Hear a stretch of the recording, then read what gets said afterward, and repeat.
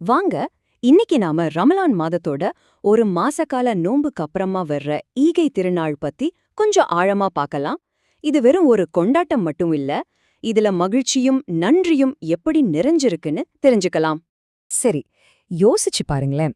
ஒரு மாசம் முழுக்க பக்தி, கட்டுப்பாடு, ஆன்மீக அர்ப்பணிப்புன்னு இருந்துட்டு அதுக்கப்புறம் வர அந்த உண்மையான சந்தோஷம் அது எப்படி மலருது? இந்த கேள்விதான் ஈகை திருநாளோட மையப்புள்ளிக்கே நம்மள கூட்டிட்டு போகுது. முதல்ல ஈகை திருநாள்னா என்ன, அதோட உண்மையான அர்த்தம் என்னன்னு சிம்பிளா புரிஞ்சுக்க முயற்சி பண்ணலாம். ஈகை திருநாள் அரபில சொல்லணும்னா ஈத் அல் ஃபித்ர். இதோட நேரடி அர்த்தமே நோன்பை நிறைவு செய்யும் திருநாள் தான். இது ஒரு மாசகால ஆன்மீக பயணத்தை நாம வெற்றிகரமா முடிச்சத குறிக்குது.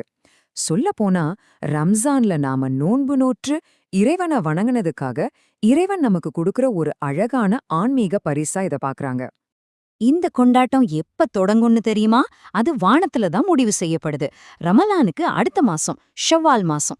அந்த மாசத்தோட புது பிறை கண்ணுக்கு தெரிஞ்ச உடனே ஈகை திருநாள் அதிகாரப்பூர்வமா அறிவிக்கப்படும். உடனே உலகம் முழுக்க கொண்டாட்டங்கள் களைகட்ட ஆரம்பிச்சிடும். சரி, பெருநாள் வந்தாச்சு. அன்னிக்கினி சில குறிப்பிட்ட சடங்குகள், பாரம்பரிய நடைமுறைகள்லாம் இருக்கு இல்லையா? அது என்னென்னு கொஞ்சம் விரிவா பார்க்கலாம் வாங்க. பெருநாள் அன்னைக்கு சேர ஒவ்வொரு விஷயத்துக்கும் ஒரு ஆழமான அர்த்தம் இருக்கு. குளிக்கிறதுங்கிறது உடம்பையும் மனசையும் சுத்தப்படுத்துறதுக்கு. புது ட்ரெஸ் போடுறது அந்த கொண்டாட்ட மனநிலைக்கு நம்மள தயார்படுத்துது. தொழுகைக்கு முன்னாடி பேரிச்சம்பழம் சாப்பிடுறது ஒரு மாசம் நோன்பு முடிஞ்சிருச்சுன்னு நமக்கு நாமே சொல்லிக்கிற மாதிரி. அப்புறம் தக்பீர்னு சொல்லி இறைவனோட பெருமைய பறைசாற்றுவது நம்ம நன்றியுணர்ச்சியோட வெளிப்பாடுதான். பெருநாள் அன்னைக்கு முஸ்லிம்கள் ஒருத்தருக்கு ஒருத்தர் சொல்லிக்கிற ரொம்ப அர்த்தமுள்ள வாழ்த்து இதுதான். தக்கப்பல் அல்லாஹும் மின்னாவ மின்கும். இதோட அர்த்தம் நம்ம 2 பேர்கிட்ட இருந்தும் அல்லாஹ் நம்மளோட நல்ல காரியங்களை ஏத்துக்கட்டும் அப்படிங்கிறது தான். இது வெறும் ஒரு வாழ்த்து மட்டும் இல்ல, இது ஒருத்தருக்கு ஒருத்தர் மனசார செஞ்சுக்கிற ஒரு பிரார்த்தனை. அடுத்ததா ஈகை திருநாளோட ரொம்ப முக்கியமான ஒரு அம்சத்தை பத்தி பார்க்கலாம். அதுதான் ஜகாத் அல் ஃபித்ர். இது தேவையுள்ளவங்களோட உரிமையாவும் வசதியுள்ளவங்களோட கடமையாவும் பார்க்கப்படுது. பெருநாள் தொழுகைக்கு முன்னாடி கண்டிப்பா கொடுக்க வேண்டிய இந்த தர்மத்தோட உண்மையான நோக்கம் என்ன? இது வெறும் ஏழைகளுக்கு பணம் கொடுக்கறது மட்டும்தானா, இல்ல இதுக்குள்ள வேற ஏதாவது ஆழமான அர்த்தம் இருக்கா? இங்கேதான் விஷயமே இருக்கு. ஜகாத் அல் ஃபித்ருக்கு 2 முக்கியமான நோக்கம் இருக்கு. ஒன்னு, நோன்பு இருந்தப்போ நமக்கு தெரியாம செஞ்ச சின்ன சின்ன தவறுகள்ல இருந்து நம்மள சுத்தப்படுத்துறது. 2வது, ரொம்ப முக்கியமா பெருநாள் அன்னைக்கு ஏழை எளியவங்களும் பசி இல்லாம நம்மள மாதிரி சந்தோஷமா கொண்டாட்டத்துல கலந்துக்கிறத உறுதி பண்றது. பாத்தீங்களா, ஆன்மீகத்தையும் சமூக அக்கறையும் இது எவ்வளவு அழகா இணைக்குதுன்னு. இதோட அளவை பாத்தீங்கன்னா பாரம்பரியமா ஒரு சான்னு சொல்லுவாங்க. அதாவது கிட்டத்தட்ட ஒரு 2.5 கிலோகிராம் உணவுப் பொருள். அது அரிசியா இருக்கலாம், கோதுமையா இருக்கலாம், இல்ல அந்தந்த பகுதியில என்ன பிரதான உணவோ அதுவா இருக்கலாம். ஒவ்வொருத்தர் சார்பாகவும் இது கொடுக்கப்படணும். இப்போ கடமைகள்ல இருந்து கொண்டாட்டங்களுக்கு வருவோம். இந்த சந்தோஷம் எப்படி சமூகம் முழுக்க பரவுது, எப்படி வெளிப்படுத்தப்படுது? கொண்டாட்டத்தோட இதயம் எதுன்னு கேட்டா அது இந்த சமூக பெருநாள் தொழுகை தான். ஆண்கள், பெண்கள், குழந்தைங்கன்னு எல்லாரும் புத்தாட போட்டுக்கிட்டு திறந்த வெளியிலயோ இல்ல பெரிய பள்ளிவாசல்கள்லயோ ஒன்னா கூடி தொழுகை நடத்துறது, அது ஒற்றுமையோட ஒரு பிரம்மாண்டமான வெளிப்பாடு. தொழுகை முடிஞ்சதும் கொண்டாட்டம் வீடுகளுக்குள்ள வருது. ஸ்வீட்ஸ் பரிமாறிக்கிறாங்க. முக்கியமா குழந்தைங்களுக்கு ஈதியான்னு சொல்லி பரிசும் பணமும் கொடுத்து அவங்க முகத்துல ஒரு தனி சந்தோஷத்தை கொண்டு வராங்க. ஒவ்வொரு ஊர்லயும் அவங்க பாரம்பரிய உணவுகளை செஞ்சு குடும்பமும் சொந்தக்காரங்களும் ஒன்னா கூடி மகிழ்றாங்க.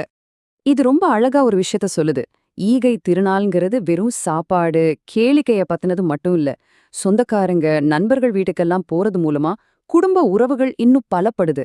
மனசுல ஏதாவது கசப்பு இருந்தா அதை மறந்து ஒருத்தருக்கொருத்தர் மன்னிச்சு ஒரு நல்லிணக்கத்தை வளர்த்துக்க இது ஒரு அருமையான வாய்ப்பு. சரி, இந்த எல்லா கொண்டாட்டத்துக்கும் பின்னாடி ஈகை திருநாள் உண்மையில நமக்கு விட்டுட்டு போற செய்தி என்ன? அதோட நீடித்த மதிப்புகள் என்னவா இருக்கும்? முதல்ல தக்வா, அதாவது இறையச்சம். ரமலான் மாசம் முழுக்க நம்ம கத்துக்கிட்ட அந்த சுய கட்டுப்பாட்டையும் இறை உணர்வையும் நம்ம வாழ்க்கை முழுக்க தொடரணும்னு இந்த பெருநாள் நமக்கு மென்மையா ஞாபகப்படுத்துது. அடுத்தது சபர், அதாவது பொறுமை. ஒரு மாசம் முழுக்க பசியையும் தாகத்தையும் கட்டுப்படுத்தி நாம காட்டின பொறுமைக்கான ஒரு கொண்டாட்டம் தான் இந்த பெருநாள். இதே பொறுமைய வாழ்க்கையோட மத்த சவால்கள்லயும் நம்ம கடைபிடிக்க இது ஒரு பெரிய உத்வேகத்தை கொடுக்குது. ரொம்ப முக்கியமா ஷுக்ர், அதாவது நன்றி. ரமலான் மாச நோன்பை வெற்றிகரமா முடிக்க அருள் செஞ்ச இறைவனுக்கும் நமக்கு கிடைச்ச எண்ணற்ற அருட்கொடைகளுக்கும் நன்றி சொல்ற ஒரு நாள் தான் இது. கடைசியா சமூக ஒற்றுமை. ஜகாத் அல் ஃபித்ர் மூலியமா நம்ம பார்த்த இதே மதிப்பு தான் இதுவும். சமூகத்துல ஒருத்தருக்கு ஒருத்தர் ஆதரவா இருக்கணுங்கிறத இது உணர்த்துது. உண்மையான கொண்டாட்டமே நம்ம சந்தோஷத்தை நம்மள சுத்தி இருக்கிற எல்லார் கூடயும் பகிர்ந்துக்கிறது தான். ஆக ஈகை திருநாளுங்கிறது ரமலானோட முடிவு மட்டும் இல்ல, அது ஒரு புதிய தொடக்கம். ரமலான்ல நாம கத்துக்கிட்ட இறையச்சம், பொறுமை, நன்றி, சமூக அக்கறை மாதிரியான மதிப்புகளை வர நாட்கள்ல நாம எப்படி நம்ம கூடவே எடுத்துட்டு போக போறோம்? இதுதான் இன்னைக்கு நாம ஒவ்வொருத்தரும் நம்ம கிட்டயே கேட்டுக்க வேண்டிய கேள்வி. ஸ்டார் ஹிந்திஸ் இந்தியாவின் டிஜிட்டல் சுற்றுச்சூழல் அமைப்பு. இது உங்கள் அனைத்து டிஜிட்டல் தேவைகளையும் பூர்த்தி செய்கிறது.